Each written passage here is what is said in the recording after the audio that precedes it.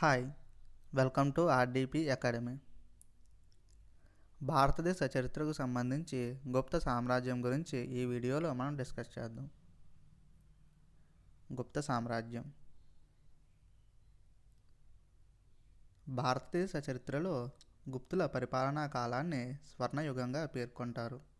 Okay, అలాగే వీరి పరిపాలనా కాలాన్ని కావ్యయుగంగా కూడా పేర్కొంటారు.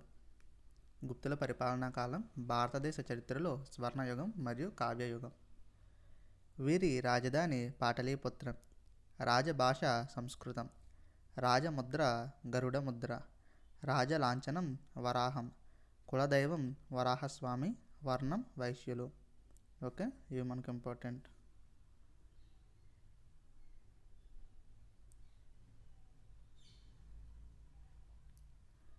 శ్రీగుప్తుడు, ఇతని బిరుదులు ఆదిరాజు, మహారాజు.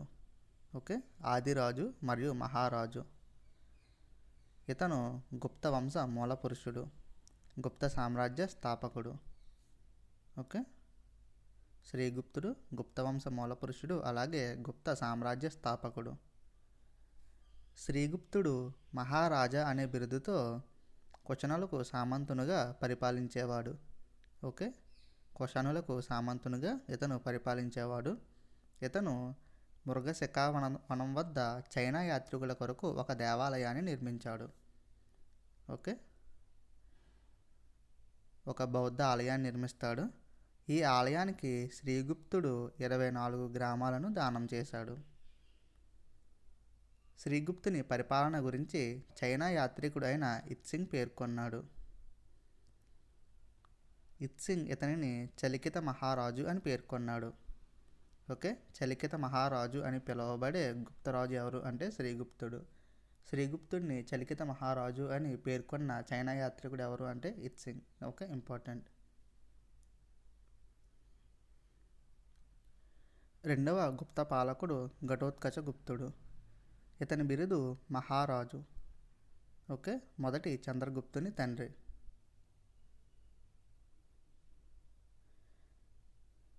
ఫ్రెండ్స్, మనం ఇండియన్ హిస్టరీ గురించి డిస్కస్ చేస్తున్నాం. ఇండియన్ హిస్టరీలో మొత్తం టాపిక్స్ అన్నీ కూడా నేను డిస్కస్ చేయట్లేదు. గ్రూప్ 2 నోటిఫికేషన్ రిలీజ్ అయినప్పుడు ఏదైతే సిలబస్ మెన్షన్ చేశారో ఆ సిలబస్ మాత్రమే నేను మన ఛానల్లో డిస్కస్ చేస్తున్నాం. ఓకే, గ్రూప్ 2 సిలబస్లో మీరు చూసినట్టయితే బౌద్ధ జైన మతాలు, మౌర్యులు మరియు గుప్తులు, తర్వాత హర్షవర్ధనుడు, ఇలాగే మనకు సిలబస్లు ఇచ్చారు.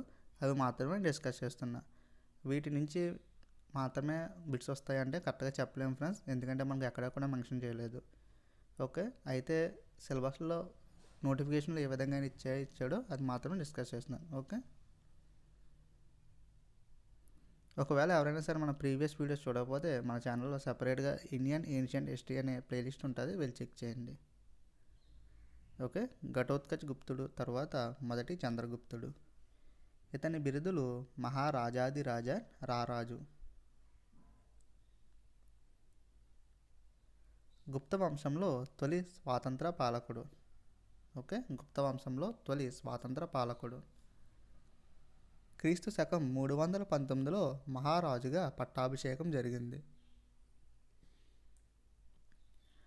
320లో మహారాజాదిరాజ అనే బిరుదుతో స్వతంత్రాన్ని ప్రకటించుకున్నాడు.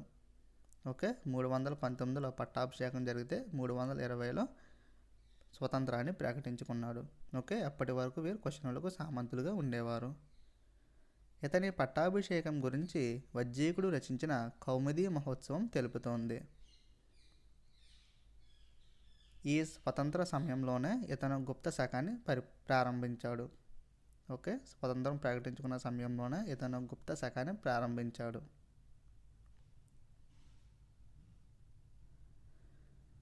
మొదటి చంద్రగుప్తుడు లిచ్చావి రాకుమారి కుమారీదేవిని వివాహం చేసుకున్నాడు. ఇతను ఒకవైపు తన బొమ్మతో మరియు రెండవ వైపు కుమారీదేవి బొమ్మతో నాణేలను విడుదల చేశాడు.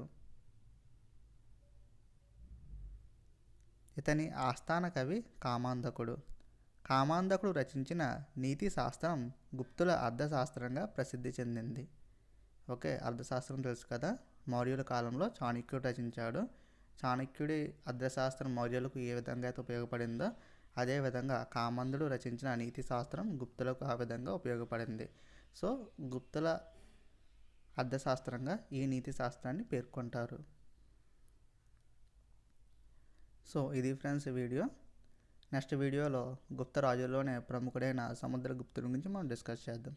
Okay, thank you for watching. Video కనుక నచ్చినట్టయితే లైక్ చేయండి, అలాగే మా ఛానల్ని సబ్స్క్రైబ్ చేసుకోవడం మాత్రం మర్చిపోవద్దు.